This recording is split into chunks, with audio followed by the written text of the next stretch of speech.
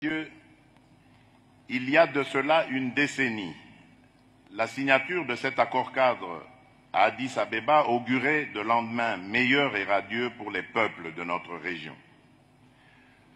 Nos États souscrivaient et décidaient de faire du respect de la souveraineté et de l'intégrité territoriale des pays voisins,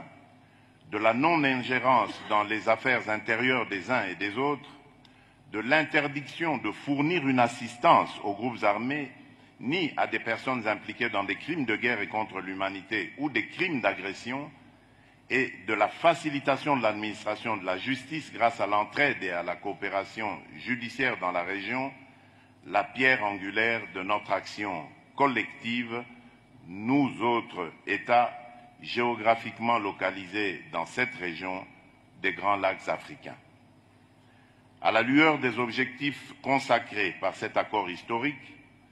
d'aucuns auraient préféré que soit célébré ce jour avec faste les acquis de notre engagement collectif pour une région des Grands Lacs complètement pacifiée. Hélas, c'est avec une profonde amertume et une grande désolation que nous constatons, 10 années après l'entrée en vigueur de cet accord, la rupture de ce pacte collectif par un État signataire, j'ai cité la République du Rwanda, qui, sous couvert du mouvement terroriste du M23, pourtant défait, et qui l'a ressuscité, s'est donné la liberté d'agresser et d'envahir une partie de la province du Nord Kivu en République démocratique du Congo.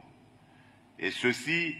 en totale violation de l'engagement régional numéro 3 de l'accord-cadre dont il est signataire, de même que les chartes des Nations Unies et de l'Union africaine dont il est partie prenante, le tout sur fond d'exploitation illégale de nos ressources naturelles.